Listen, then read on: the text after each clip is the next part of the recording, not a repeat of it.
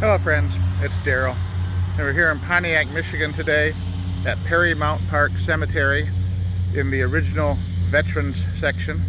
And if you followed my videos, I've been here before. What a lovely spring day. The flowering trees are in bloom. The flags are starting to go up for Memorial Day coming up this coming weekend. And we're right near where my uncle is buried, and a Medal of Honor recipient from the Korean War is also buried right along here. But there's another special burial here in the veterans section I want to share with you. I'd never heard this story before, and it's certainly a story that's worth remembering and needs to be documented and remembered and learned about. We're going to look at the grave of Mr. Joseph Clovis. And look at this, 1844 to 1951, 107 years old. Born in Louisiana, 1844, as a slave. Mr. Clovis left his position in slavery and joined the Army of the Union, where he served first as a drummer boy and as an infantryman in the 63rd U.S. CLD. I think that means Colored Division. After the war, he returned to Louisiana, where he joined the Grand Army of the Republic Gulf Chapter. He traveled to various encampments, worked on riverboats and in various industry until he decided to move north. Let's tell you more about his story. At the age of about 103, he moved to Pontiac, Michigan to be with his niece, Valerie Daniels, who operated a boarding house with her husband here at the corner of 18 D-Land Court. Here. And this was before Wide Track was built, this was a street that went all the way through across to the other side.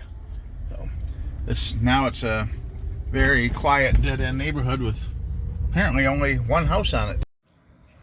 Upon moving to Michigan, he reached out to the Grand Army of the Republic to join a local chapter and found that there were no other Civil War veterans living in Michigan at the time. He was a member of the Newman African Methodist Church, one of the oldest African American churches in Pontiac. And my dad actually lived in this neighborhood right around the same time with his first wife. They lived in a rental house just down one of these side streets right here. And I don't remember which one, but he moved around a lot. They only lived there for a short time. Downtown Pontiac has changed greatly since the early 1950s and even since the 60s. They buried the Clinton River that used to flow right to the left of where I'm driving right now. And they developed Wide Track Drive, which goes all the way around downtown Pontiac, as well as several other municipal projects. Here we've just turned and headed east on what my dad used to call Auburn Avenue, and the Newman AME Church would have been right about where we're driving right now, where the Phoenix Center is. The whole area totally demolished and renovated during an urban renewal project in, I think, 1961. When the Lakeside Homes public housing project was developed in the southwest side, the city council named a street after Mr. Clovis, and you can see the subdivision has been demolished since then. It would be nice if they could name a different street after him now. Mr. Clovis greatly enjoyed attending the Civil War reunions and encampments. He was able to attend the 1949 convention in Indianapolis.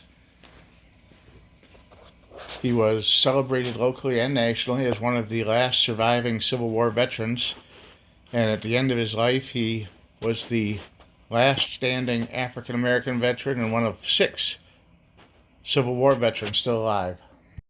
In this article he mentions that prayer and love are things that make life better. But if you're ever in Pontiac, Michigan, and you want to come and visit this great man, we're going to drive in. You're going to make once you get through the entry gate, you're going to make 3 right-hand turns, and that will bring you right up here to the old veteran section. That will bring you right up here to the old veteran section, which is easily identifiable by the flagpole and the 2 artillery pieces out front. And you'll walk straight past the artillery pieces, down the aisle here, and it's almost all the way to the end. It's the 4th marker from the end. When he passed, over 400 people came to his funeral here, and it made national news, including the New York Times. And you can come here and pay your respects to Mr. Clovis.